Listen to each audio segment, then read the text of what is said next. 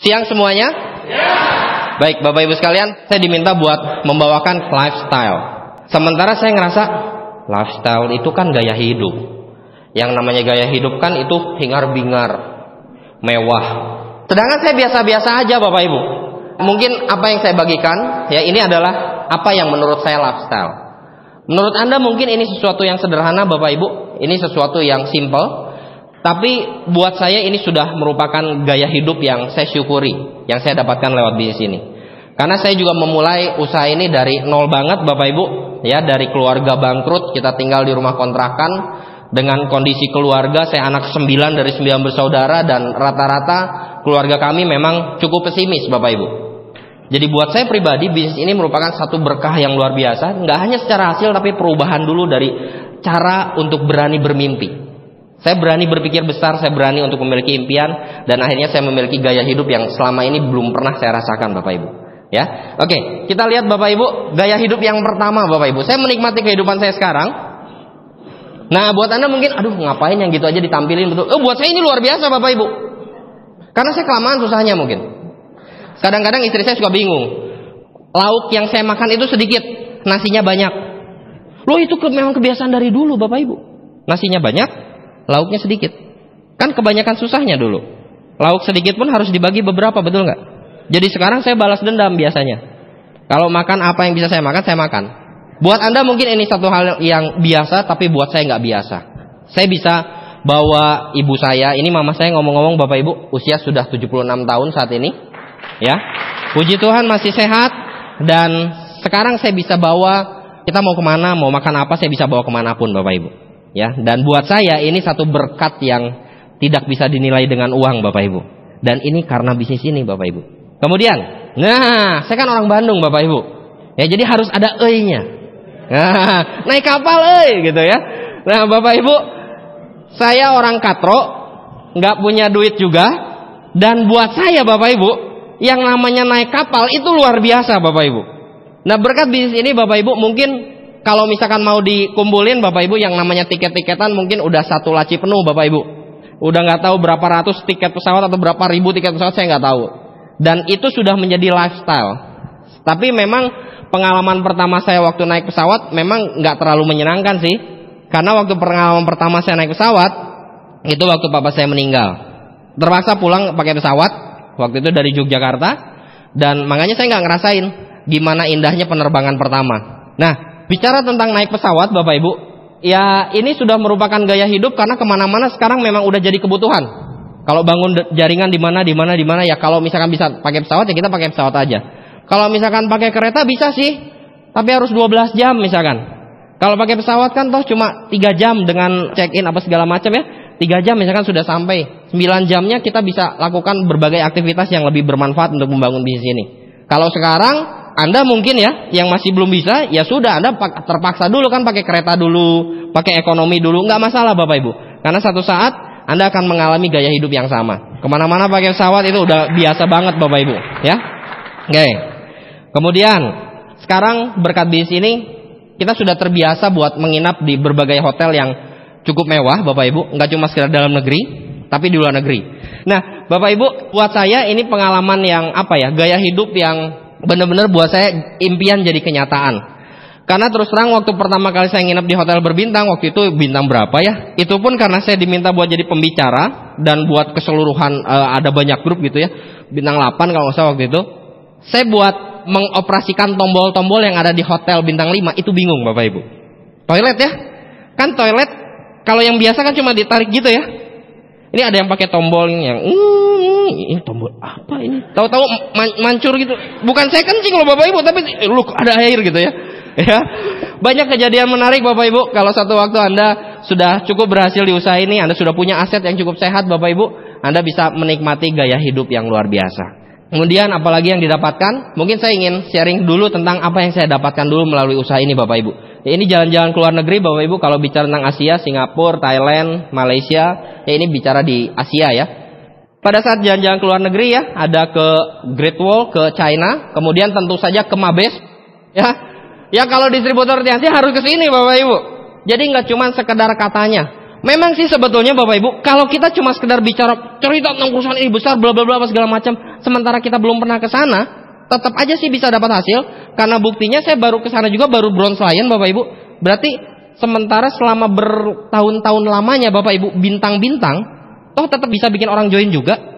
Kalau ada orang yang nanya, emang lu udah pernah ke sana? Nanti dulu, lu dengerin dulu apa yang gue bilang gitu. Lupa dia langsung. Ya, jadi tergantung dari keyakinan kita aja Bapak Ibu. Walaupun mungkin saat ini Anda belum pernah ke sana, keyakinan yang benar-benar dalam bahwa ini bisnis dan perusahaan yang sangat besar Bapak Ibu sekalian. Itu kuncinya untuk membuat Anda punya organisasi bisnis yang besar. Kemudian, ini di Afrika Bapak Ibu banyak pengalaman menarik juga karena terus terang saya berpikir Afrika itu gersang.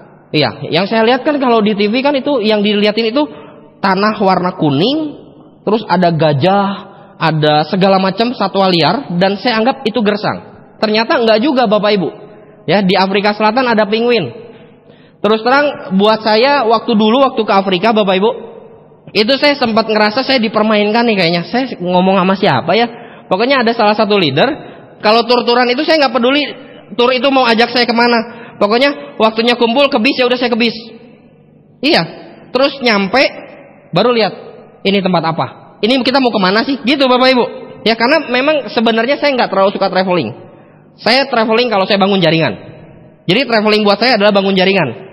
Bukan jalan-jalan ke luar negeri. Bukan menikmati indah ya foto-foto. Waktu itu saya nanya ke salah satu leader, saya lupa, ini kemana sih? Lihat penguin.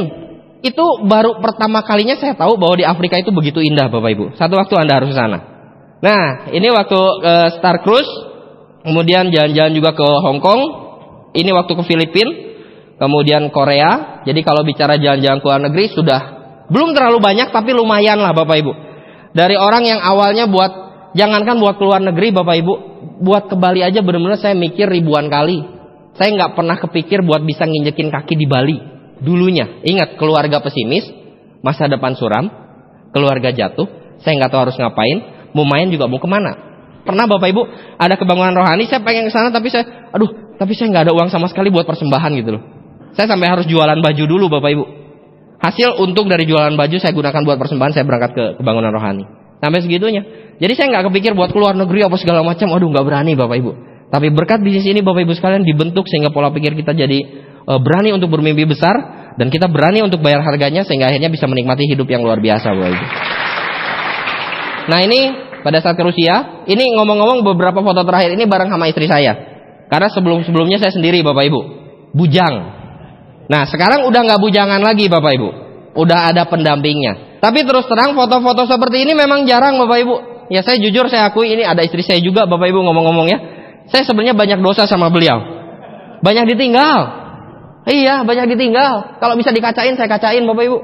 Ya, terlalu sering banyak ditinggal dan akhirnya cuma setahun misalkan pas berangkat kemana baru diajak. Pas berangkat kemana baru diajak. Kalau bangun jaringan kan boro-boro Bapak Ibu. Kalau bicara bangun jaringan mungkin seringkali kita harus ada di lapangan. Di medan-medan yang benar-benar kita nggak harapkan untuk kita tempuh sebetulnya.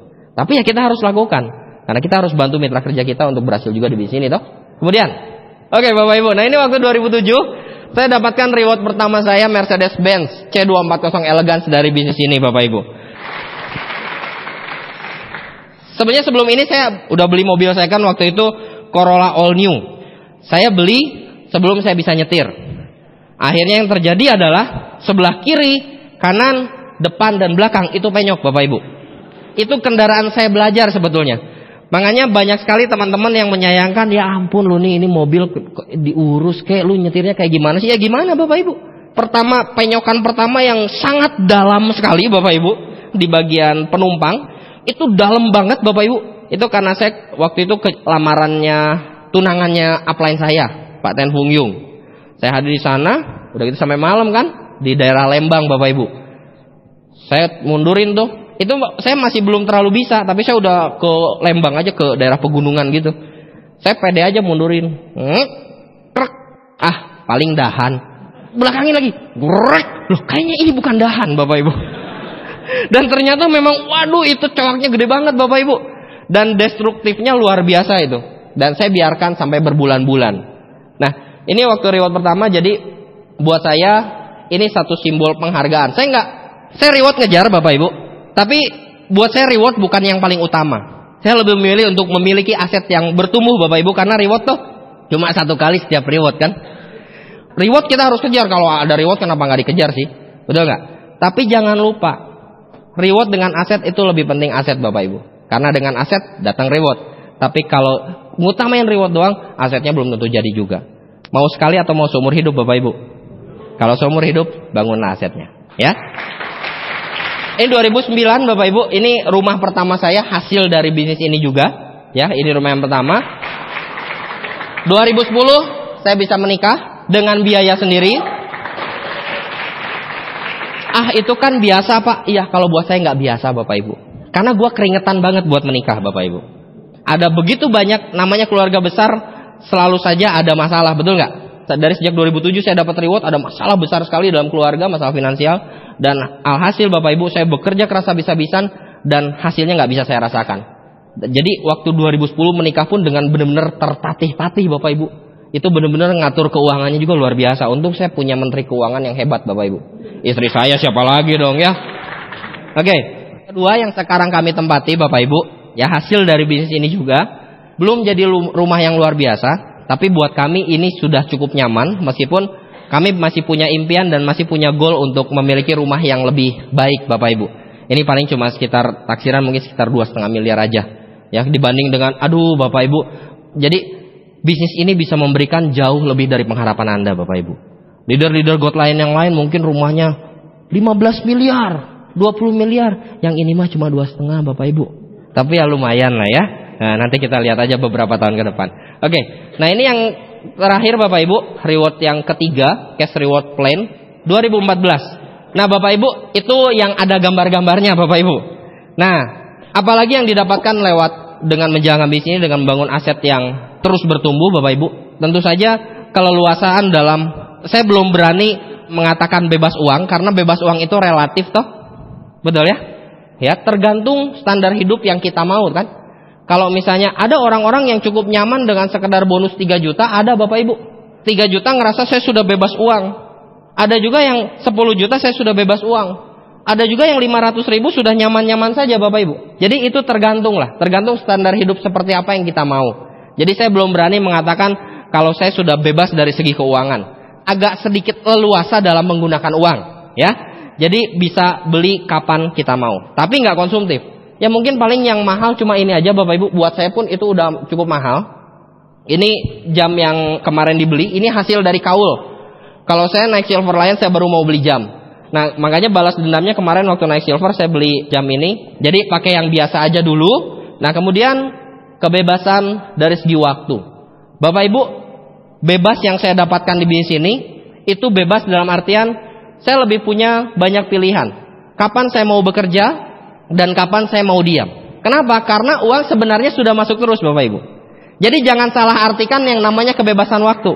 Ada orang yang mikir bebas waktu itu bebas nentuin kapan mau kerja, kapan mau diam, tapi uangnya nggak masuk. Ya itu bukan bebas waktu Bapak Ibu. Bebas waktu pengertiannya adalah disertai dengan keuangan yang cukup memadai yang mengalir setiap bulan. Lah kalau misalkan punya banyak pilihan kapan mau kerja, kapan mau diam, tapi uangnya nggak ada, ya itu sama aja sebenarnya dengan pengangguran, betul nggak? Karena kan uangnya nggak ada. Kan kalau yang, mohon maaf ya, buat yang nganggur nggak ngapa-ngapain, bisa nggak dia kerja dan dia diem? Bisa dia pilih? Bisa? Bisa. Dia bisa pilih untuk kerjanya kapan dan untuk diem dan tidurnya kapan. Bisa juga. Tapi kan uangnya nggak masuk. Nah dari bisnis ini Bapak Ibu bebas punya banyak pilihan kapan mau kerja, kapan mau diam, tetapi uangnya sudah masuk terus. Ya, nah itu yang bisa kita dapatkan melalui bisnis ini. Kemudian kebebasan waktu juga dalam artian saya bisa memilih waktu-waktu tertentu di mana saya bisa habiskan dengan orang-orang yang terdekat dengan saya. Salah satunya mungkin, nah ini Bapak Ibu mama saya, kalau ulang tahun ya kita sengaja saya dengan istri saya beliin kue, ngajak makan apa segala macam ya, waktu kita buat beliau Bapak Ibu sekalian. Ya, every day is holiday, jadi bisa kapanpun. Nah ini gambar yang saya ambil, yang saya ngerasa banget iya ya sebenarnya saya punya banyak pilihan banget dalam hal waktu berkat bisnis ini gitu loh. Ini nggak terlalu kelihatan karena memang suasananya lagi gelap Bapak Ibu. Ini istri saya. Ini gambar apa Bapak Ibu? Kursi bioskop. Berarti lagi kosong. Kan nggak mungkin weekend toh? Nggak mungkin ya. Berarti kira-kira hari apa ini? Hari biasa dan di siang hari Bapak Ibu. Saya sempat mikir gitu ya. Pada saat saya ngelihat istri saya cuma berdua gitu ya nonton, ngelihat pada kosong, ini orang pada kemana? Saya pikir gitu ya. Menurut Anda lagi di mana sih? Oh, lagi kerja ya, lagi kerja ya. Nah, itulah bedanya Bapak Ibu. Pada saat kita sudah memiliki aset di bisnis ini, sementara mungkin orang lain lagi baku hantam membanting tulang, harus dari jam sekian sampai jam sekian mungkin mereka harus berbakti pada perusahaan tempat mereka bekerja. Kita bisa memilih untuk tidak lakukan itu. Kita bisa memilih kapan kita mau refreshing Bapak Ibu. Nah, tetapi Bapak Ibu sekalian, yang namanya kebebasan waktu, kalau selama kita masih punya goal, tujuan, ambisi, lupakan dulu kebebasan. Kalau kita masih punya tujuan, kita terus bergerak loh. Betul nggak? Kita terus bergerak. Karena yang namanya bebas waktu pun bukan berarti kita sama sekali nggak ngapa-ngapain gitu loh. Apalagi kalau kita punya goal lebih lagi. Kalau punya goal lebih lagi, ya lupakan dulu kebebasan. Bapak Ibu, berapa bulan terakhir ini saya berupaya untuk terus mengembalikan ritme awal untuk membangun bisnis ini Bapak Ibu. Bagaimana saya membangun di awal bisnis ini untuk membangun momentum, membangun jaringan dan seterusnya. Saya lagi berusaha untuk terus mengembalikan diri saya ke ritme awal Bapak Ibu sekalian. Karena memang kehidupan sudah cukup nyaman, waktu bisa kita pilih, uang bisa terus masuk, kita bisa memilih beli apa, kita bisa memilih untuk keluar negeri kemana dan seterusnya. Seringkali itu membuat kita berada dalam zona nyaman Bapak Ibu sekalian. Apalagi kalau uangnya udah masuk terus juga toh. Ya, nah itu sebabnya kita harus memilih dan memutuskan untuk mengejar lebih. Pada saat kita punya goal, pada saat kita punya tujuan, lupakan dulu kebebasan. Itu adalah apa yang saya sudah dapatkan Bapak Ibu. Sementara kalau yang saya masih kejar, ya saya juga punya impian, punya target. Saya pengen kejar beberapa rumah lagi Bapak Ibu. Beberapa rumah yang biasa aja lah, nggak usah yang belasan miliar gitu Bapak Ibu. Yang biasa aja yang ratusan juta gitu, kontrak-kontrakin kan lumayan juga tuh. Tapi hasilnya bisa misalkan antara 6-10 rumah kayak gitu, kontrak-kontrakin kan asik juga Bapak Ibu. Nah kemudian saya juga pengen upgrade rumah utama. Saya pengen punya taman yang luas juga. Karena saya juga memperhatikan ya, kadang-kadang pengen refreshing. Kemudian mama saya juga biar bisa jalan-jalannya lebih nyaman gitu ya. Kalau di taman kayak gitu kan lebih segar. Kemudian director tentu saja. Saya nggak tahu apakah mampir di Diamond dulu atau langsung ke director, saya nggak tahu. Tapi pasti saya kejar Bapak Ibu. Ya. Saya terinspirasi Bapak Ibu dengan salah seorang upline kita semua Bapak Ibu, Pak Agus TL. Pak Agus TL selalu di mana-mana suka ngomong gini. Yang namanya kaya itu hidup dari cucu penghasilan katanya gitu. Waktu beliau pertama kali ngomong gitu di Bandung, saya langsung nempel itu, plek, cucu penghasilan. Saya mikir di situ Bapak Ibu, gila ya. Ya selama ini saya masih hidup dari setengah penghasilan utama gitu loh. Kalau udah bisa hidup dari cucu penghasilan, wah berarti hidupnya luar biasa banget gitu ya. Enak sekali gitu loh, penghasilan utama tidak terganggu. Anak dari penghasilan pertama juga terus mengalir. Kita hidupnya dari anaknya, anak penghasilan utama. Keren banget Bapak Ibu. Jadi benar-benar yang namanya beranak pinak itu asli beranak pinak. Ya, nah itu sebabnya kenapa saya pengen benar-benar mewujudkan ini semua Bapak Ibu. Dan tentu saja saya juga pengen bareng-bareng sama grup buat investasi bareng-bareng. Nah ini impian saya yang saya sangat ingin untuk wujudkan Bapak Ibu. Dan pasti terwujud. Ya, nah itu adalah apa yang saya dapatkan Bapak Ibu. Apa yang saya nikmati melalui bisnis ini. Tapi ada kabar buruk tentang sebuah kebebasan. Kalau Anda perhatikan tadi mungkin begitu banyak kebebasan yang kita bisa dapatkan melalui bisnis ini. Kita bebas memilih kapan kita mau kerja, kita bebas memilih kapan kita mau berangkat ke luar negeri, kita bisa memilih kapan kita mau tidur dan seterusnya Bapak Ibu. Begitu banyak pilihan. Tetapi Bapak Ibu sekalian, ada kabar buruk mengenai sebuah kebebasan. Kalau Anda mau dapatkan semua hal itu Bapak Ibu, kalau kita semua mau dapatkan semua hal itu, kita harus sadari ini dulu. Freedom is not free. Kebebasan itu nggak gratis Bapak Ibu. Ada harga yang harus dibayar. Kalau saya sering mengumpamakan seperti kita memancing. Kalau kita mancing ikan Bapak Ibu, kira-kira yang kita kasih itu yang disukai si ikan atau yang kita suka? Kita mau mancing ikan besar pakai ikan kecil, betul ya? Nah sama juga dengan kalau kita mau dapatkan kebebasan. Contoh, kalau kita mau dapat kebebasan dari segi keuangan mungkin nanti ke depannya. Kita mau dapat kebebasan dari segi keuangan, ya kita harus merelakan uang kita sekarang. Untuk investasi membangun diri kita, membangun aset kita dan seterusnya. Kita mau dapatkan kebebasan waktu, di mana kita punya banyak pilihan untuk menentukan kapan kita kerja dan kapan kita diam, kapan kita berlibur dan seterusnya. Kita pengen punya kebebasan waktu. Kita harus relakan dan korbankan waktu kita sekarang. Kita harus mungkin keluar presentasi, kita harus keluar buat home meeting, dan home meetingnya no show pula. Lagi hujan pula Bapak Ibu, di dalam gang pula, bawa produk banyak dan seterusnya. Ya kita harus korbankan itu. Jadi seringkali apa yang kita mau dapatkan di depan, kita harus lakukan dulu di awal. Kita harus justru keluarkan hal-hal yang lebih kecil mengenai waktu ataupun uang itu di awal, Bapak Ibu sekalian. Nah, ini waktu saya dulu, Bapak Ibu. Anda lihat ini kayaknya kurang gizi banget, betul? Saya cuma ketolong agak kelihatan gemuk karena saya pakai bajunya kedodoran dan rambutnya gondrong sampai saya bronze, Bapak Ibu. Ini waktu saya membangun. Jadi waktu membangun memang gizi memang kurang, Bapak Ibu. Kenapa? Karena banyak kerjanya. Ya buat saya, Bapak Ibu, buat saya pribadi nggak muluk-muluk gitu loh. Kopi dan rokok sudah cukup untuk membuat hidup bahagia. Iya. Jadi seringkali lupa. Kalau udah kerja ya kerja gitu loh, Bapak Ibu. Jadi makanya semakin lama semakin menyusut, slim. Kenapa? Karena kerjanya, Bapak Ibu sekalian. Nah, freedom is not free. Kebebasan yang kita mau itu harus kita bayar, Bapak Ibu. Kalau kita mau ke depannya kita dapatkan sesuatu, kita harus bayar harganya sekarang.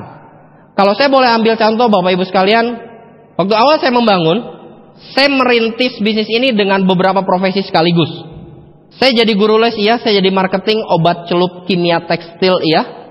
Saya juga sambil jual kemeja dan segala macam, jualan serba ada, Bapak Ibu. Dan saya juga sambil jalankan bisnis ini sebagai distributor TIANS. Saya rangkap semuanya, Bapak Ibu. Kalau dibilang capek, Bapak Ibu. Aduh, kalau saya pikir dulu, wah gila juga ya. Karena baru mulai start gitu, rata-rata setengah 8, jam 8. Memang banyak orang yang baru start jam 9, itu kan biasa Pak. Ya kayak gitu kok diomongin. Tapi buat saya itu nggak biasa. Karena sepanjang aktivitas itu, saya nggak di rumah bahkan. Saya nggak duduk di belakang meja. Saya di lapangan, semuanya itu kerjaan lapangan, Bapak Ibu sekalian. Ya, dan saya rangkap semuanya sambil presentasi dan seterusnya. Jadi kalau ada orang bilang, waduh Pak saya nggak punya waktu, saya sudah sibuk dengan pekerjaan dan seterusnya. Bapak Ibu, kalau misalkan kita punya kemauan, Tuhan pasti buka jalan kok. Akan ada orang-orang yang nggak tahu kenapa, kalau kita bisanya baru jam 9 malam ke atas untuk jalan di sini, Tuhan bakal siapkan kok orang yang bisa dipresentasi jam 9. Yang di atas akan siapkan kok orang-orang yang akan bisa dikumpulkan baru jam 9 malam. Bisa, Bapak Ibu sekalian. Kebebasan itu tidak gratis. Seringkali Bapak Ibu sekalian untuk mendapatkan itu semua, ada banyak faktor lain yang menghambat kita untuk berhasil tanpa mereka sadari mungkin. Apakah mungkin itu orang-orang yang saat ini menjadi senior buat kita, ayah dan ibu kita, keluarga kita mungkin. Samakan dulu misi dan visi dengan orang terdekat. Apa yang Anda mau dari bisnis ini? Itu sebabnya kenapa miliki tujuan atau miliki impian yang jelas. Jelaskan pada mereka apa yang Anda mau. Dan kenapa Anda harus mencapai itu? Apa yang akan dinikmati pada saat Anda mendapatkan itu semua, Bapak Ibu sekalian? Toh, kebaikannya itu buat semuanya. Buat Anda dan buat orang tercinta Anda. Buat Anda dan orang terdekat Anda. Pastikan mereka tahu tentang itu, Bapak Ibu. Karena seringkali mereka nggak mengerti. Kita samakan visinya, kita samakan misinya, apa yang mungkin harus kita lakukan. Kemudian, ya pada saat kita sudah menyamakan misi dan visi, kita sudah punya tujuan, kita harus siap untuk hidup nggak seimbang. Kita harus siap sekali untuk hidup nggak seimbang. Pada saat saya mulai mendapatkan beberapa mitra kerja yang cukup serius, saya tinggalkan beberapa pekerjaan saya yang lain, Bapak Ibu. Dan seringkali waktu yang saya habiskan itu waktu yang nggak wajar, Bapak Ibu. Mitra-mitra yang serius yang hanya bisa melakukan pagi hari. Contoh anak-anak SMU yang masuknya siang. Mereka hanya bisa pagi dan malam. Sementara malam kita sudah habiskan buat orang-orang yang sudah bekerja. Para karyawan yang juga mau serius membangun bisnis ini. Jadi kita dari pagi sampai malam, udah gitu briefing, evaluasi dan seterusnya sampai subuh, Bapak Ibu. Seringkali mungkin itu waktu yang tidak wajar. Dan kita bakal hidup dengan tidak seimbang. Bapak Ibu, untuk kita mendapatkan keseimbangan hidup, ingat, kita pun harus rela untuk hidup tidak seimbang di awalnya, Bapak Ibu. Ya kenapa enggak? Kalau itu layak untuk diperjuangkan, meskipun kita tidak seimbang, kenapa tidak, Bapak Ibu?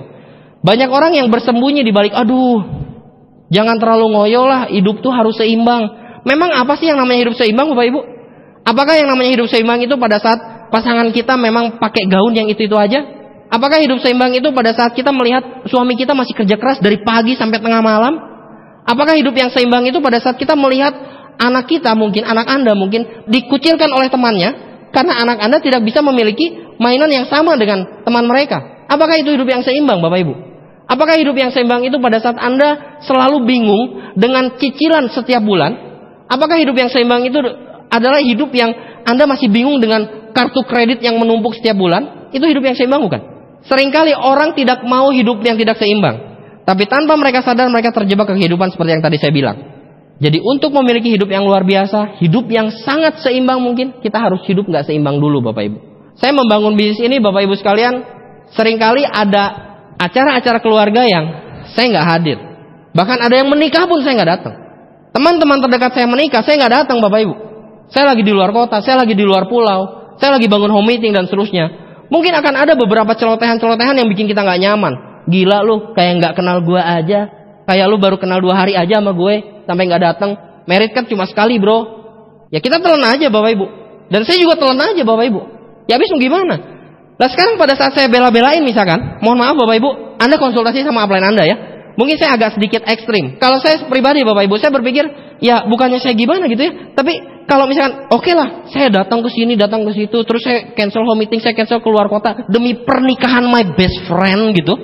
Terus beberapa tahun kemudian, karena home meetingnya saya cancel, karena saya nggak jadi keluar kota, seharusnya orang itu bisa jadi bintang 8. Seharusnya dengan kehadiran saya di sana, dia bisa benar-benar lebih bersemangat, dia bisa cepat sekali membangun aset, dan dia orang yang benar-benar hebat dalam membangun bisnis jaringan. Saya kehilangan orang seperti itu. Berapa tahun kemudian hidup saya mungkin masih biasa-biasa aja. Saat saya butuh duit, saya datang sama my best friend. Gue lagi butuh duit bro. Kira-kira dia bantu? Mungkin bantu, tapi mungkin tidak Bapak Ibu. Jadi terlalu besar resikonya pada saat saya mempertaruhkan bisnis ini, aset saya, membangun aset saya, hanya sekedar untuk datang, selamat ya. Buat saya begitu Bapak Ibu. Akhirnya ya itu, ada omongan, oh dulu nih kok sampai nggak datang dan seterusnya. Hidup mungkin memang jadi nggak seimbang Bapak Ibu. Tapi kenapa tidak? Kalau hari ini saya bisa memiliki kehidupan yang cukup seimbang, itu karena saya hidup sangat tidak seimbang beberapa tahun yang lalu Bapak Ibu. Break your limit, lampaui batasan kita Bapak Ibu. Seringkali mungkin ada beberapa batasan-batasan semu yang kita harus lewati. Seperti contoh batasan, kalau bicara batasan mental, batasan pikiran Bapak Ibu, mindset dan seterusnya, yaitu kita bisa belajar di pertemuan dan seterusnya Bapak Ibu. Tapi saya bicara di sini mungkin salah satunya batasan fisik Bapak Ibu. Banyak orang yang sekedar nggak enak badan sedikit, sakit sedikit, terus dia nggak datang pertemuan Bapak Ibu. Dia nggak jadi presentasi dan seterusnya. Lampaui batasan fisik, lampaui limit kita Bapak Ibu. Karena banyak hal yang bisa terjadi pada saat kita benar-benar bekerja keras untuk melewati batasan kita Bapak Ibu sekalian. Kalau kita batuk sedikit ya tetaplah datang pertemuan. Kalau hujan-hujan, justru pada saat hujan Bapak Ibu, itu kan kesempatan prospek nggak bisa kemana-mana. Ya kita keluarlah hujan-hujanan, betul nggak? Keluarlah hujan-hujanan. Kalau bicara masalah fisik capek itu wajar. Saya manfaatin OP. Saya tahu banget yang namanya OP itu berguna sekali Bapak Ibu. Karena saya orang yang waktu awal bangun bisnis ini, saya nggak percaya dengan OP. Prospek yang saya ajak nggak tembus-tembus. Akhirnya saya give up. Saya telepon sama Pak Fungyung, upline saya menyarankan, ya udah Pak, makanya bawa ke OP. Akhirnya saya luluh juga kan, karena udah bohwat gitu. Aduh, gimana kok, iya tapi kok nggak join aja. Saya ajak ke OP, itu pun dia saya suruh masuk, saya di luar Bapak Ibu. Lo masuk aja situ bayar 8.000, saya di luar saya ngerokok Bapak Ibu. Nggak nemenin nggak apa. Saya ngerti banget dengan yang namanya pertemuan itu penting Bapak Ibu. Karena saya pelaku dari distributor yang sikapnya nggak bagus terhadap pertemuan. Dan akhirnya yang terjadi grup saya banyak rontok.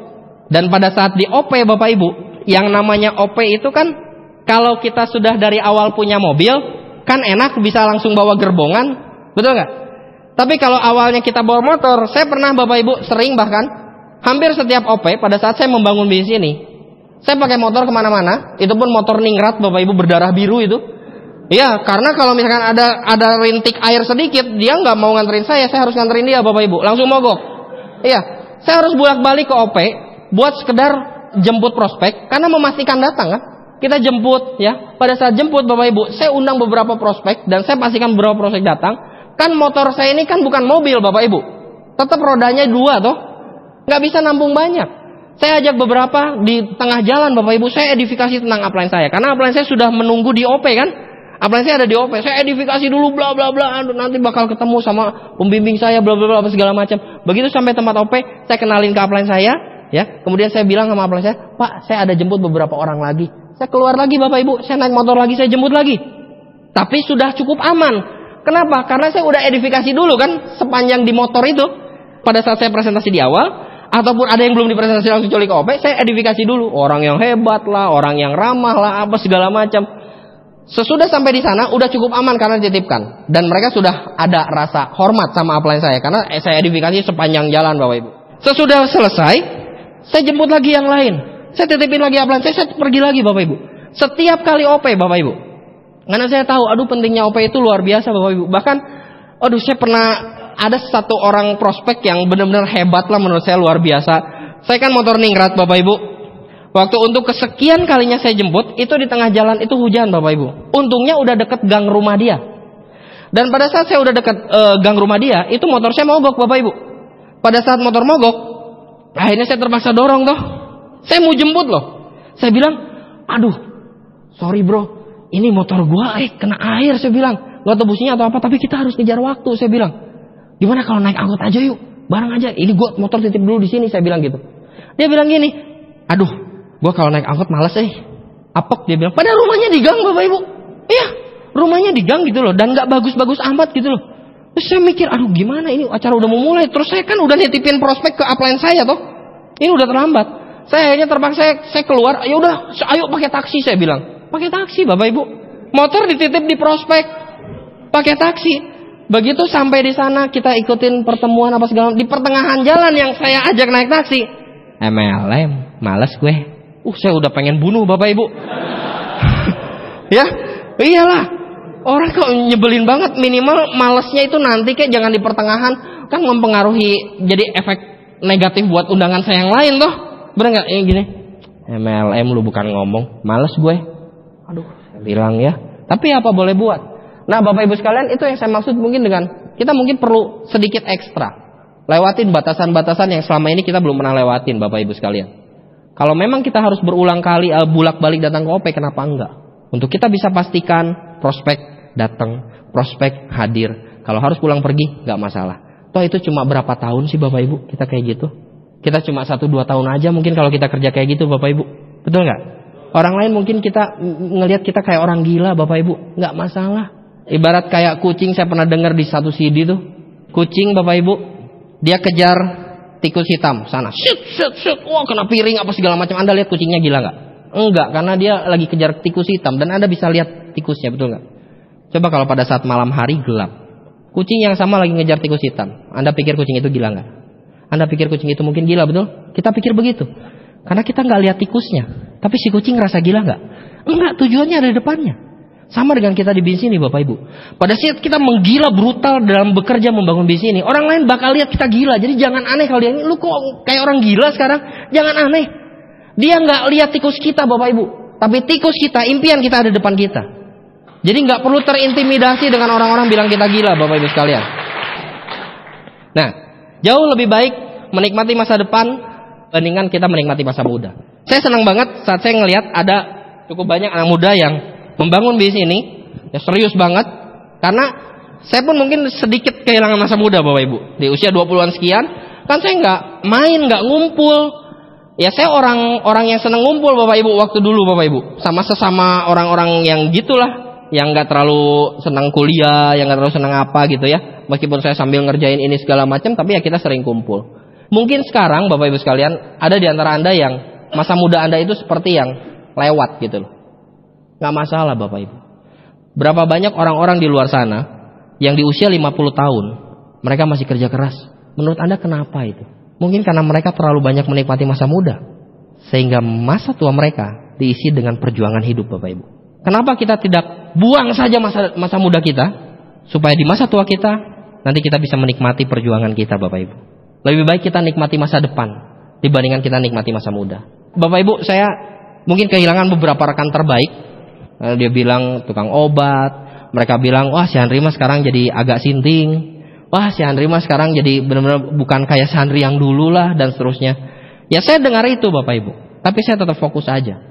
Saya lebih memperjuangkan apa yang ada di depan saya nantinya. Alhasil Bapak Ibu, sekarang pun mereka tetap jadi teman saya. Mereka bilang, wah lu memang hebat. Padahal dulu mereka gak bilang gitu Bapak Ibu. Tapi setidaknya tetap berteman kita Bapak Ibu sekalian. Jadi jauh lebih berharga lah. Kemudian, kerja ikhlas, banyak bersyukur. Ada kalanya Bapak Ibu pada saat kita membangun aset, membangun jaringan, kita bakal ketemu dengan jaringan-jaringan yang tidak kita harapkan sebetulnya. Tidak kita harapkan dalam artian begini. Udah terlanjur join sih. Orangnya bergerak, tapi orang yang udah join yang jadi upline itu nggak bertanggung jawab. Mungkin bakal begitu Bapak Ibu. Saya ngalamin itu berulang kali Bapak Ibu sekalian. Apalagi terakhir saya baru ngalamin badai lagi Bapak Ibu. Kerja ikhlas aja, banyak bersyukur. Satu waktu orang bakal tahu siapa yang katupnya lebih baik, Siapa yang sebenarnya bekerja di balik orang ini dan seterusnya Bapak Ibu. Jadi kita kerja ikhlas aja. Waktu ada salah satu leader di grup saya itu hilang Bapak Ibu. Nggak tahu kenapa Bapak Ibu, begitu hilang, wah biar gimana kan saya udah bertahun-tahun adalah rasa, aduh kenapa kok bisa gitu loh. Ini anak tuh dari culun banget. Aduh saya tahu banget prosesnya gitu Bapak Ibu. Grupnya sih sudah jalan. Begitu dia hilang, 1 atau 2 bulan kemudian Tuhan kirimkan yang lain. Ada distributor yang sudah bertahun-tahun nggak aktif. Downline saya yang bertahun-tahun nggak aktif Bapak Ibu. Tiba-tiba ketemu di supermarket. Tuhan itu punya cara yang unik untuk membalas kerja keras kita Bapak Ibu. Percaya saya, Tuhan itu nggak pernah tidur. Jadi kalau kita punya kedalaman dan seterusnya, bina aja, nggak masalah. Jangan hitung-hitungan dalam hal kerja keras. Karena kalau kita hitung-hitungan, Tuhan pun akan hitung-hitungan dengan kita Bapak Ibu. Saat kita perhitungan juga dengan bisnis ini juga akan memperhitungkan dengan cara yang sama dengan kita. Salah satu leader saya punya pengalaman juga, salah satu leader saya itu selalu hitung-hitungan dalam bantu grup. Hitung-hitungan banget Bapak Ibu. Loh tapi kan ini peringkatnya udah sama. Gue kan cuma dapat sekian dari situ. Ngapain gue ke situ lagi? Itu Bapak Ibu, hitung-hitungan.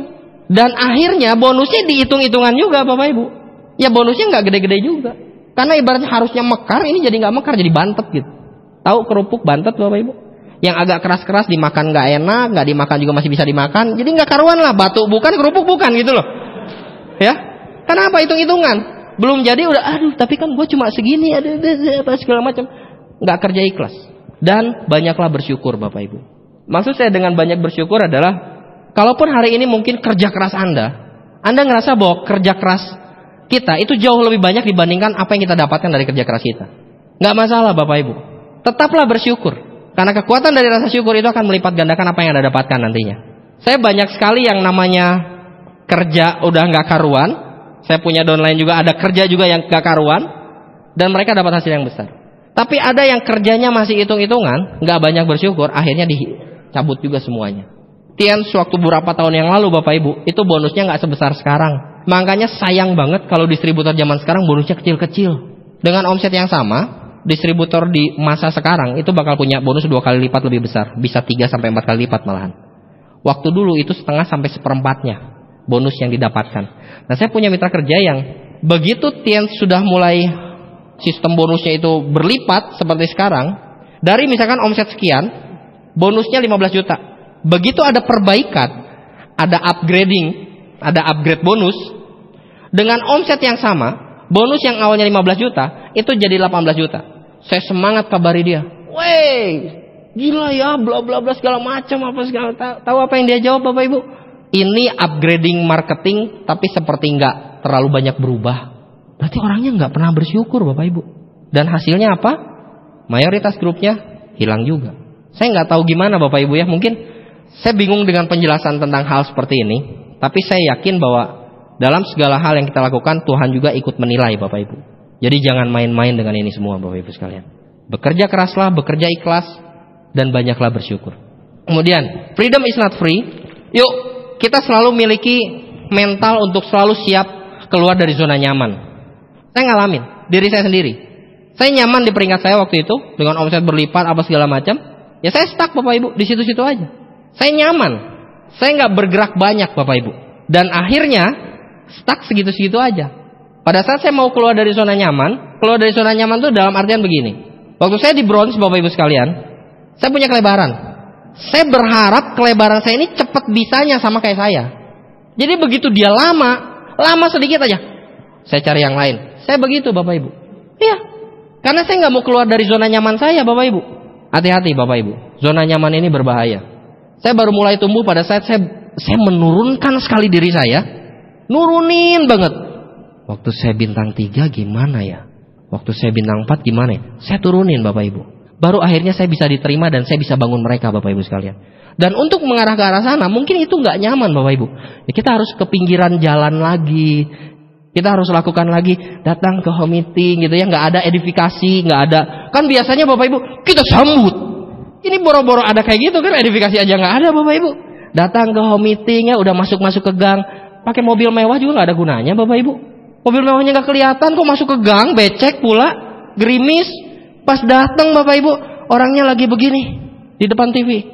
Permisi Bu, home meetingnya belum ada yang datang.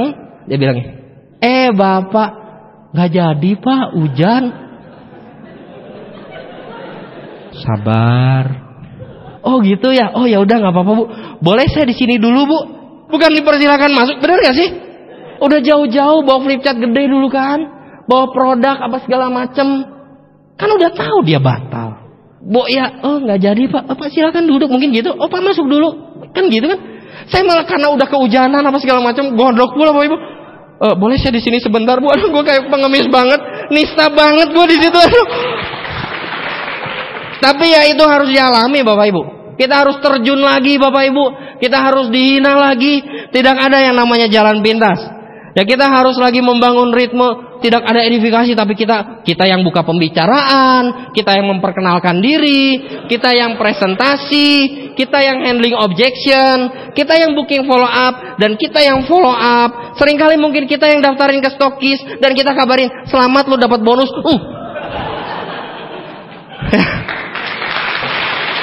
Ya apa boleh buat Bapak Ibu? Ya memang harus dilakukan hal-hal seperti itu. Ya saya berusaha untuk mengingat lagi aja Bapak Ibu. Yogyakarta itu kota pertama yang saya bangun Bapak Ibu. Luar kota pertama. Saya pernah bangun Yogyakarta. Saya punya dendam positif sama Yogyakarta sebetulnya. Udah bangun, dung. Bisa bikin seminar. Jebret, 400 orang, 500 orang. Bus, hilang. Yes. Padahal waktu ngebangunnya Bapak Ibu, aduh. Keganggang Bapak Ibu ya. Kalau tidur karena tidak ada uang Bapak Ibu. Ya saya dengan postur sebagai upline. Gue nginep di tempat lu aja bro, supaya gue bisa ngajarin lu semuanya. Padahal gak ada duit Bapak Ibu. Yes, ya nginep di kos-kosan Bapak Ibu. Oh bisa biar bisa coach, ya. Padahal gak ada duit Bapak Ibu ya. Nah, ya memang harus dilakukan. Udah panas terus terang Bapak Ibu. Saya orang yang gak tahan panas. Gak tahan panas Bapak Ibu. Sensitif. Enggak, saya memang gak tahan panas. Udah orang Bandung, Anda kebayang nggak? Di Bandung aja saya harus pakai AC juga Bapak Ibu. AC-nya 16 derajat pula. Jadi saya memang seneng banget dengan udara dingin. Jadi waktu ke Yogyakarta itu, aduh, waktu awal bangun, ini kota apa ini? Iya karena kan saya bukan orang yang suka keliling kemana-mana. Saya kan nggak suka traveling Bapak Ibu. Keluarga baru jatuh pula, mana kepikir buat pergi keluar kota ngabisin duit. Jadi aduh udah nggak enak, nggak nyaman gitu ya. Udah waktu dulu kan saya pilih baju, saya udah mulai membenahi diri dari penampilan. Waktu saya ke Yogyakarta, udah cuacanya kayak gitu, saya pilih bahan yang salah untuk kemeja Bapak Ibu, yang nggak nyerap keringat itu loh. Aduh, kayak sauna berjalan Bapak Ibu. Ya, saya sauna berjalan, motor-motoran, hujan-hujanan, panas-panasan. Aduh, buat saya jujur Bapak Ibu, tapi ya memang harus dilakukan Bapak Ibu. Justru kalau kita merasa hidup kita saat itu, atau mungkin saat ini nggak nyaman, kita harus lebih menambah ketidaknyamanan hidup kita saat ini. Supaya nanti ke depan hidup kita jauh lebih nyaman Bapak Ibu. Habisin dulu jatahnya Bapak Ibu. Aduh waktu di Jogja itu memang buat saya itu pembelajaran. Kenapa saya bilang saya punya dendam positif? Karena untuk bikin sampai seminar yang 400-500 orang Bapak Ibu, saya tinggal selama 2 minggu di Yogyakarta. Selama 2 minggu itu saya dari hasil jualan produk apa segala macam, ya saya survive aja gitu loh. Saya survive aja. Pokoknya semua hasil buat saya bisa bertahan juga di sana gitu loh. Buat makan apa segala macam. Selama 2 minggu saya setiap hari 45 home meeting, hampir rata-rata setiap hari seperti itu. Dan sambil juga jual tiket Bapak Ibu, sampai akhirnya bisa ngumpulin sekitar 400-an orang. Dan seberes dari situ, saya juga yang follow up Bapak Ibu. Kececer follow upnya juga ya sebanyak itu. Dan jadi benar-benar one man show. Tapi disitulah saya belajar banyak justru Bapak Ibu. Saya belajar banyak, oh ternyata kalau bikin pertemuan gede juga kalau nggak ada follow up percuma dan seterusnya. Saya polos banget waktu itu Bapak Ibu. Dan selesai acara Bapak Ibu, saya juga sampai tumbang. Bahkan saya ke rumah sakit sendiri Bapak Ibu. Saya ke rumah sakit sendiri, aduh rumah sakit apa ya? Dan dokter bilang dehidrasi. Hah? Apa itu? Gitu ya. Dan baru jelasin, oh kekurangan cairan bla bla bla. Mungkin kebanyakan ngomong lah. Ya intinya ya kan presentasi apa segala macam. Ya itu yang dilakukan Bapak Ibu sekalian. Dan mereka cukup tumbuh awalnya sampai mereka bintang 7 Bapak Ibu. Bahkan pecahannya juga ada beberapa bintang 8. Ada 1, 2, 3, ada 4 bintang 8 akhirnya dari situ.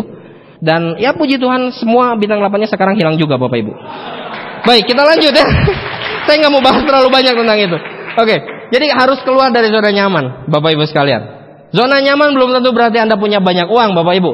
Zona nyaman juga berarti mungkin Anda terlalu nyaman dan terlalu terbiasa dengan rutinitas sehari-hari. Pulang kerja, ngaso dulu, ngopi, nonton sinetron, jam 8:30 baru mulai kepikir tentang Tiansi. Boro-boro home meeting, setengah 9 aja baru start mikir. Hati-hati Bapak Ibu. Zona nyaman ini membuat aset kita tuh nggak jadi-jadi. Jadi harus mau keluar dari zona nyaman. Dan fokus pada goal Anda Bapak Ibu. Nggak perlu tengok kiri kanan. Saya dapatkan kehidupan saya sekarang, awal saya membangun bisnis ini, saya berusaha fokus pada kertas saya sendiri Bapak Ibu. Saya nggak peduli grup luar gimana. Saya nggak peduli ada distributor lain jungkir balik kepala di atas sambil presentasi apa. Saya nggak peduli Bapak Ibu. Yang penting saya fokus sama goal saya. Apa yang saya harus kejar, apa yang saya harus pelajari, apa yang harus saya bangun, apa yang saya harus lakukan, itu yang saya lakukan. Saya fokus buat memastikan apa yang saya mau itu tercapai. Fokus sama goal. Bapak Ibu, saya bersyukur sekali saya punya upline yang sangat sabar. Pak Ten Hung Yung itu kalau ada penghargaan di Tianxi sebagai distributor terbaik, teramah, terlembut, dan termanis, Pak Hung Yung pasti dapat. Ya, iya lembut banget Bapak Ibu, sabar banget orangnya. Saya bersyukur sekali. Saya orangnya agak koleris Bapak Ibu, koleris melan.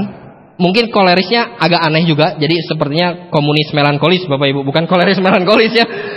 Saya intinya yang saya tahu cuma kerja seruduk Bapak Ibu. Kerja seruduk tanpa pembelajaran apa, saya belajar banyak di lapangan. Nah tapi yang saya maksud adalah fokus dengan goal dan lain sebagainya itu begini.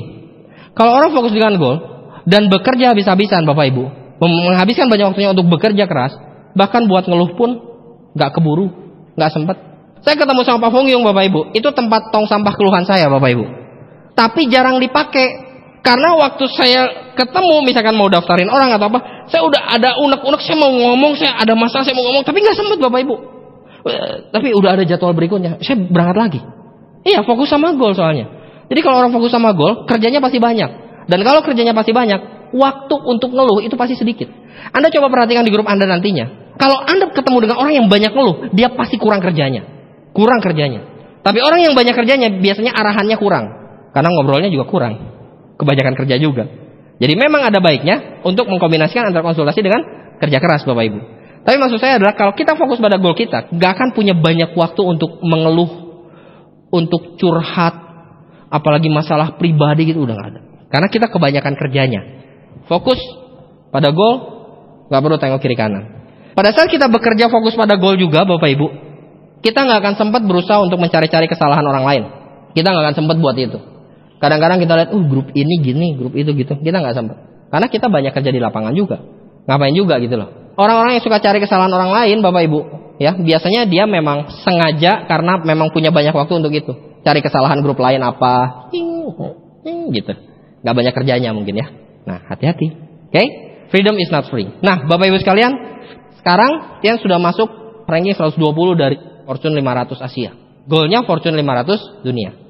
Nah, apa bisa terwujud? Ya kita lihat aja Bapak Ibu. Ini kalau secara ilmunya Bapak Ibu, secara teorinya. Di buku The Wellness Revolution, orang-orang yang bisa menjadi orang kaya adalah orang-orang yang mengambil peranan dalam proses distribusi. Ini ada bukunya Bapak Ibu.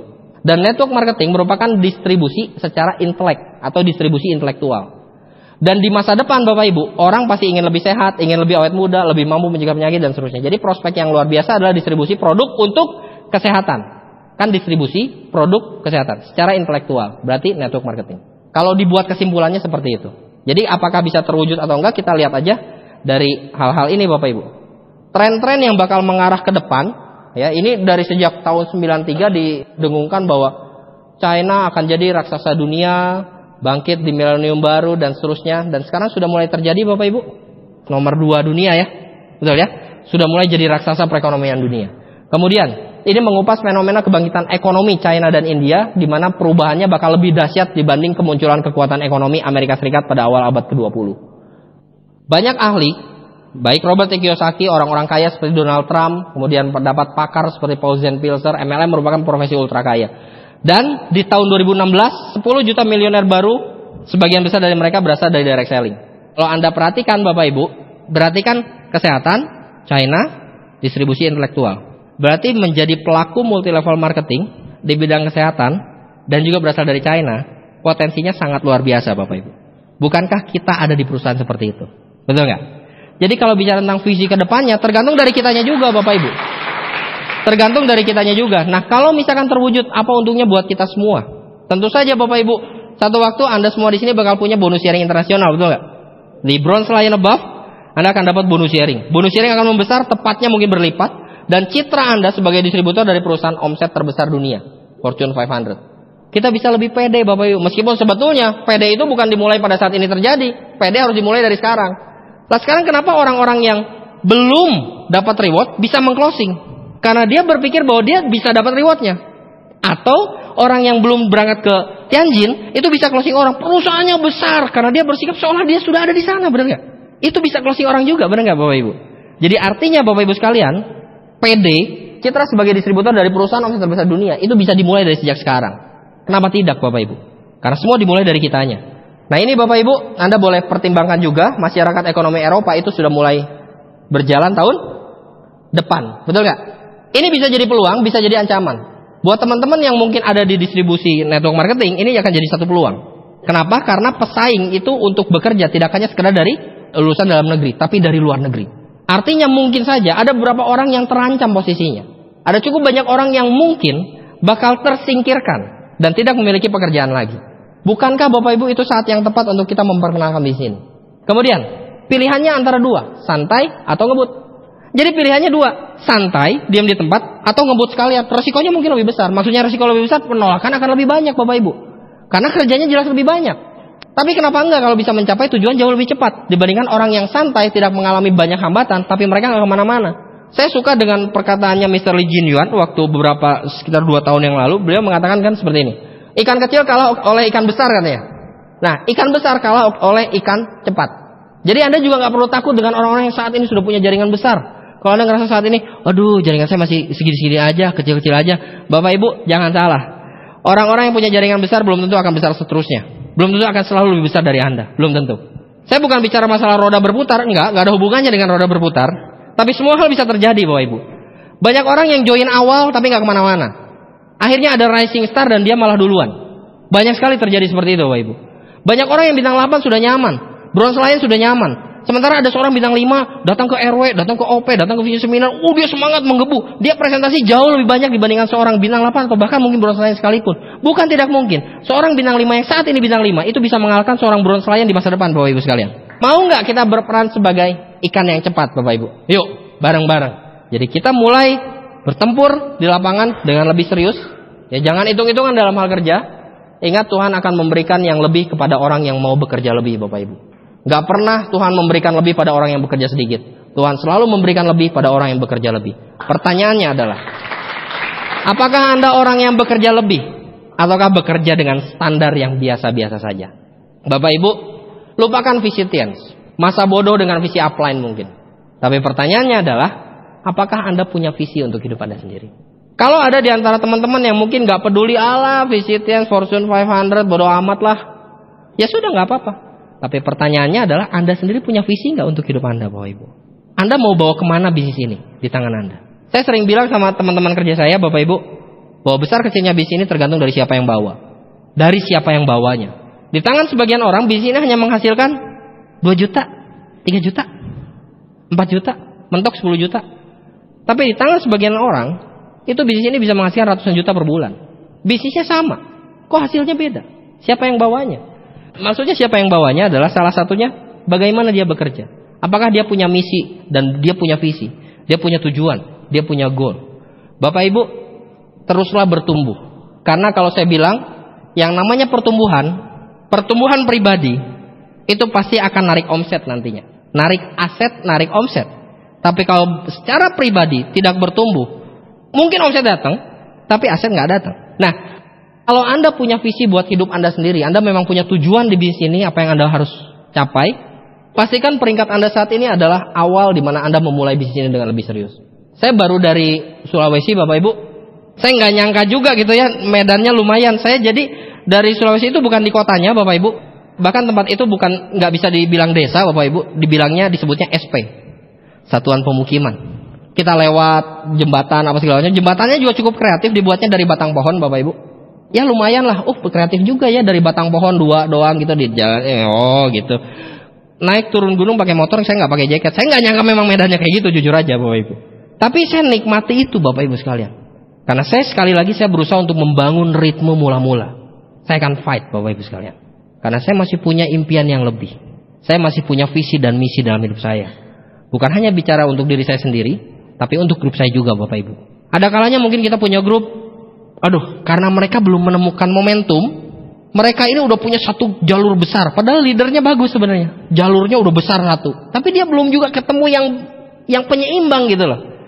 Seringkali kan yang kaki besar ini jadi kurang ajar, betul nggak? Wah, jadi ngelunjak gitu loh. Apa yang perlu dilakukan? Kalau kita punya dolen seperti itu, kita jangan bilang sama dolen kita, ya lu harus tunjukin. Nggak bisa. Biarkan dia berproses. Kita cukup sekedar bilang, memang Anda harus perlu tunjukkan. Cepat atau lambat, Anda tetap perlu tunjukkan. Tapi jangan tunggu dia tunjukkan, kita yang tunjukkan Bapak Ibu. Kita yang bangun ritme, kita yang memberikan contoh Bapak Ibu sekalian. Naikkan katup lagi. Kita fight lagi Bapak Ibu. Lepasin dulu peringkat kita, titel kita. Peringkat dan titel itu bukan segalanya kok Bapak Ibu. Kalau peringkat titel tapi asetnya nggak bagus, buat apa? Peringkat itu bisa akumulasi. Tapi kalau bicara aset, membangun aset, kita harus lakukan bukan dengan bawa nama peringkat kita, tapi apa yang kita lakukan di lapangan. Panasnya Yogyakarta yang memang nggak ada apa-apanya dibanding di sana kan. Di sana kan titik katulistiwa juga tuh. Ya, titik katulistiwa, saya stres begitu saya turun dari bandara. Saya udah mulai mengafirmasi diri. Dingin. Ya berusaha menghibur diri sebetulnya Bapak Ibu ya. Karena panasnya luar biasa Bapak Ibu. Saya datang ke ceritanya restoran dalam tanda kutip. Anda tahu menunya apa Bapak Ibu? Buncis dan tempe. Saya berharap sekali, belum yang lain, belum keluar yang lain. Kemudian dikeluarin lagi satu piring jeruk. Berarti sudah selesai itu menu utamanya kan? Buncis tempe. Besoknya Bapak Ibu, saya berharap dengan menu yang berbeda. Memang berbeda, bala-bala dan telur rebus Bapak Ibu. Ya kita harus lewatin itu Bapak Ibu sekalian. Ya kenapa enggak? Karena toh dulu juga kita begitu. Waktu awal saya bangun juga saya nyiasati pengeluaran untuk makan itu dengan makan bubur kacang Bapak Ibu. Caranya gampang, ada tipsnya. Kalau mau tetap kenyang, ketan hitamnya porsinya jadi lebih banyak dibanding si kacang hijaunya, dan minta santannya beberapa sendok tambahan. Itu kenyang Bapak Ibu. Itu cara saya nyiasati hidup waktu saya bangun bisnis ini. Jadi saya pikir waktu saat kemarin, bener masih lebih mending daripada bubur kacang sih, gitu ya. Jadi ya udah nikmati aja Bapak Ibu. Seringkali pada saat kita bertempur di lapangan Bapak Ibu, kita memotivasi tim kita loh, tapi tim Anda yang akan motivasi Anda. Saya ngelihat bagaimana mereka dari tempat mereka untuk bisa dapat peradaban gitu Bapak Ibu ya, stokis apa segala macam, itu 3,5 jam pakai motor. Lewat medan ya gitu, harus lewat 2 gunung itu ngomong-ngomong, dan jembatannya yang dari batang-batang kayu gitu. Saya ngelihat perjuangan mereka, mereka ini semangat gitu. Ya tapi di sini memang produknya harus besok ya gitu.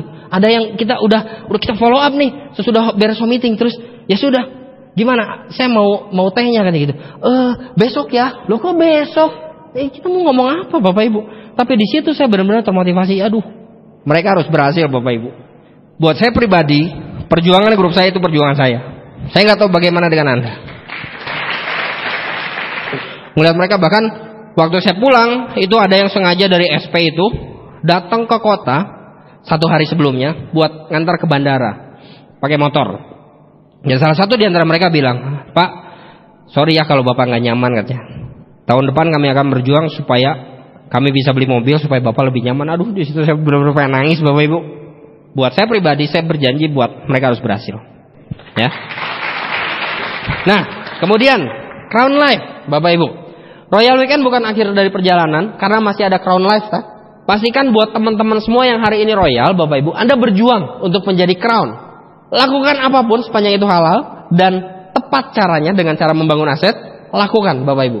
Di sana Anda bisa belajar dengan orang-orang yang bisa dibilang menjadi penguasa bisnis dari TNS di Indonesia Bapak Ibu. Anda bisa lihat, Anda bisa belajar dari mereka, Anda bisa melihat orang-orang dari berbagai penjuru Bapak Ibu sekalian kumpul. Karena kalau bicara tentang Royal Weekend itu bicara regional Bapak Ibu. Mungkin ada beberapa daerah juga, ya tapi cuma beberapa daerah aja. Tapi kalau di Crown Life itu seluruh Indonesia blok sentral 1 titik. Waduh, gesekannya luar biasa Bapak Ibu. Kemudian no discount, 7 langkah 7 kebiasaan, 3 prinsip dasar. Jangan diskon. Lakukan ya lakukan Bapak Ibu. Karena pada saat salah satu aja di diskon, otomatis hasilnya nggak sama. Kita nggak bisa berharap masakan yang jadi itu bakal sama kalau resepnya ada sedikit yang dikurangi. Harus semuanya harus sama. Ramuannya sama, caranya sama, hasilnya pasti sama. Banyak orang berharap hasil yang sama dengan para leader, tapi mereka tidak melakukan apa yang leader-leader lakukan. Itu nggak bisa. Anda coba lihat. Sekarang para leader Anda, mungkin bintang 8, bronze lain dan seterusnya, mereka juga sedang bertempur di lapangan Bapak Ibu. Mereka juga terus membangun di sini. Lalu bagaimana dengan Anda? Kalau Anda hari ini masih bintang 5, bintang 6, bintang 7, kalau leader Anda lagi habis-habisan, seharusnya menurut saya Anda jauh lebih habis-habisan Bapak Ibu. Dan bahkan menggila lebih dari upline leader Anda. Ya, success trip, glory trip, dan seterusnya. Manfaatkan promo yang ada. Ini kalau Anda punya visi untuk Anda wujudkan dalam hidup Anda dengan bisnis ini. Karena bisa dibilang visi itu memang nggak bisa dibayar dengan uang. Bapak Ibu, kalau bicara tentang hitung-hitungan uang, pada saat kita pergi kemana, ikut seminar apa segala macam, ada yang harus pakai ongkos pesawat dan seterusnya. Pada saat kita ngeluarin, mungkin kita, lumayan juga ya. Tapi pada saat kita dapatkan visinya, apa yang kita dapat itu jauh dibanding apa yang kita keluarkan Bapak Ibu. Karena tidak pernah ada seorang pun yang dapat reward yang belum pernah datang ke acara pembagian reward. Tidak pernah ada seorang pun peraih reward dan leader besar yang tidak pernah hadir ke bisnis launching. Mereka pasti selalu ada di sana. Acara terbesar itu pasti leader-leader semuanya tumplek di sana. Kalau Anda mau jadi leader besar, Anda mau dapat reward dan seterusnya, Anda dapatkan visinya, Anda harus hadir di sana Bapak Ibu. Nah, Bapak Ibu, Anda yakin nggak bahwa Anda bisa berhasil di bisnis ini? Bulan ini baru bulan Royal Weekend Anda nikmati. Tapi jangan lupa Crown Life Bapak Ibu. Mohon maaf kalau saya sedikit menyinggung Anda, tapi saya tidak percaya bahwa Anda bisa hadir di Crown Life. Kerjanya cuma segitu, baru bintang sekian. Royal juga udah untung lolos, benar nggak? Makanya saya nggak yakin. Nah, tugas Anda adalah buktikan bahwa saya salah. Terima kasih sudah mendengarkan. Selamat sore.